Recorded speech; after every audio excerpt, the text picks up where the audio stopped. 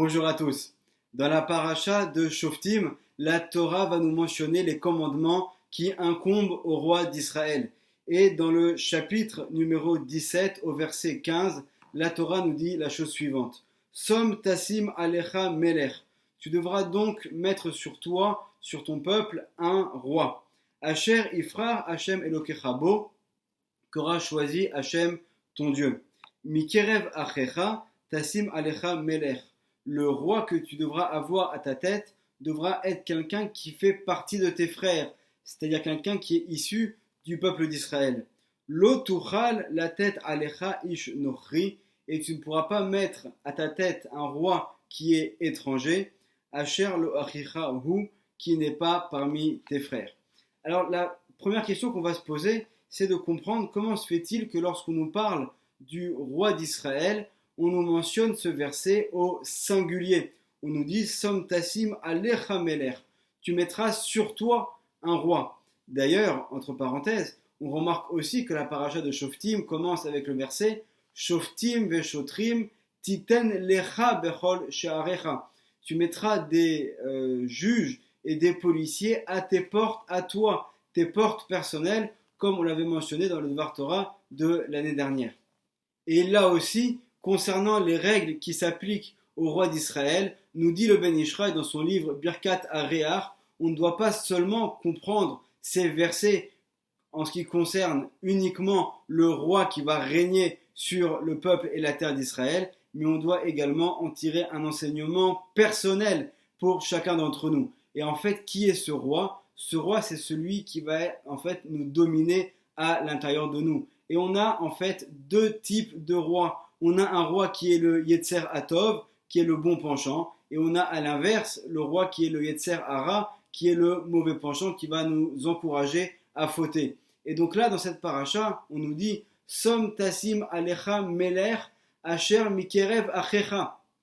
Tu vas devoir choisir un roi qui fait partie de tes frères, étant donné que toi, en tant que Ben Israël, tu viens de la sainteté de la Gdusha, tu vas devoir également choisir d'être dominé intérieurement par ton Yetzer Hatov qui lui aussi correspond à la sainteté. Et à l'inverse, Lo tassim alecha ish nochri, tu ne pourras pas choisir un roi qui va être un étranger, qui est étranger à la sainteté, c'est-à-dire qui en fait se réfère à l'impureté et qui est le mauvais penchant. Et d'ailleurs nous dit le Ben Ishraï, le mot nochri, un étranger, ça vient également de la racine les hitnaker, c'est lorsqu'on va s'en prendre à quelqu'un, puisque finalement ce Yetzer Hara, au début il va avoir des paroles qui vont être des paroles intéressantes, attirantes, encourageantes, mais finalement tout ça c'est dans le but, en fin de compte, de te faire tomber et de te faire fauter. Le Ben Ishraï va poursuivre et va nous expliquer qu'en fait, au niveau de notre âme, nous avons 5 parties différentes. Il y a 2 parties qu'on appelle le Or Mekif, qui elles vont rester à l'extérieur du corps et qui vont nous entourer. Et il y a ce qu'on appelle également le Or Pnimi, la lumière intérieure qui elle va rentrer à l'intérieur de notre corps. Et cette lumière intérieure, elle se divise en 3 parties qui sont du bas vers le haut, Nefesh, Ruach, Neshama. Et chacune de ces parties d'âme va siéger dans un des organes principaux au niveau du corps. Donc il y a la partie la plus basse qui elle va être au niveau du kaved, au niveau du foie. C'est ce qu'on appelle le Nefesh qui va siéger principalement au niveau du foie. Ensuite il va y avoir le Ruach qui est un niveau déjà au-dessus qui lui va siéger au niveau du cœur qu'on appelle en hébreu le lev. Et enfin, il y a également donc la neshama, qui est la partie d'âme la plus haute, qui elle va être au niveau de la tête, au niveau du cerveau, qu'on appelle en hébreu le moach. D'ailleurs, entre parenthèses, au moment où nous allons dormir le soir, alors à ce moment-là, la partie de neshama, qui était au niveau de la tête, va sortir à l'extérieur du corps et retourner à sa racine spirituelle, et le ruach, qui est au niveau du cœur, va monter au niveau de la tête, et la partie du nefesh qui est au niveau du kaved, au niveau du foie, elle va monter au niveau du cœur.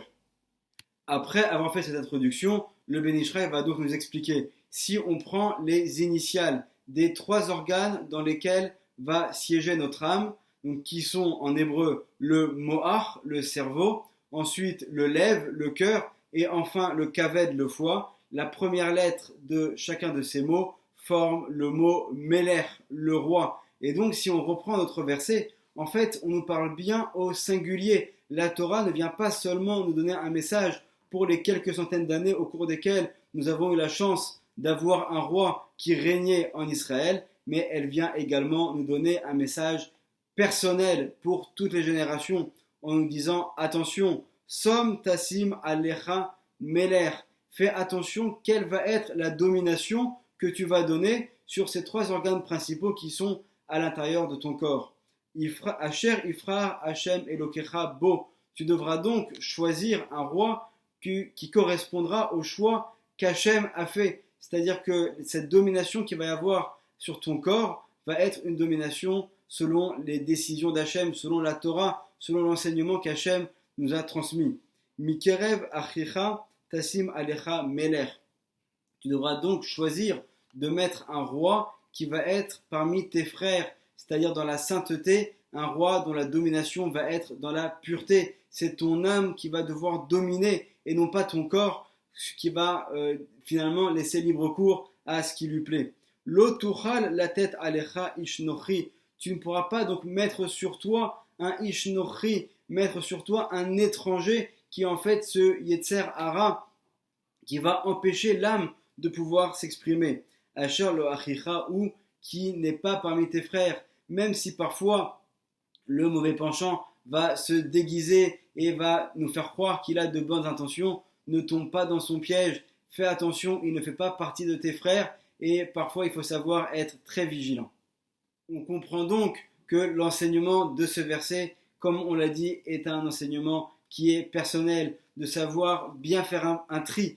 Une fois qu'on aura su mettre des barrières aux différents she'arim, aux différents orifices qu'on a dans notre corps, comme c'est mentionné en allusion au début de la paracha, Shoftim veshotrim titel lecha bechol she'arecha. Ensuite, une fois qu'on aura su se protéger, alors à ce moment-là, on pourra ensuite réussir à faire dominer le bien en nous, à faire en sorte que notre âme va pouvoir s'exprimer et qu'elle ne soit pas dominée à l'inverse par le Yetzer Hara. Et comme nous dit le Ben Ishraï dans un autre endroit, tout au long des jours de la semaine, il y a ce combat entre le corps et l'âme, le corps qui veut finalement laisser libre cours aux différents plaisirs matériels qui lui sont proposés, et l'âme qui, elle, va toujours vouloir essayer de tirer plutôt vers la sainteté et vers des besoins qui vont être spirituels.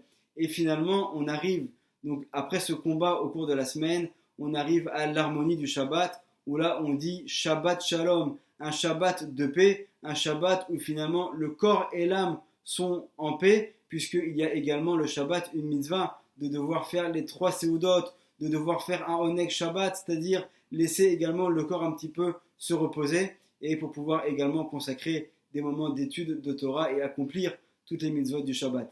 Donc c'est pas pour rien que cette paracha est lue au moment du mois de Elul. On vient à l'instant de rentrer dans le mois de Elul. C'est parce que c'est un moment où on va devoir se remettre en question personnellement et savoir faire le bon choix et laisser plutôt des limites au Yetzer Hara et laisser s'exprimer à l'inverse le Yetzer Hatov. Bézrat Hashem, que nous puissions réussir à faire au cours de ce mois de Elul une tchouva qui soit réussie et que nos prières et nos supplications, que nos slichot puissent être entendues pour que nous méritions d'être inscrits dans le livre de la vie. Amen ve Amen. Shabbat Shalom.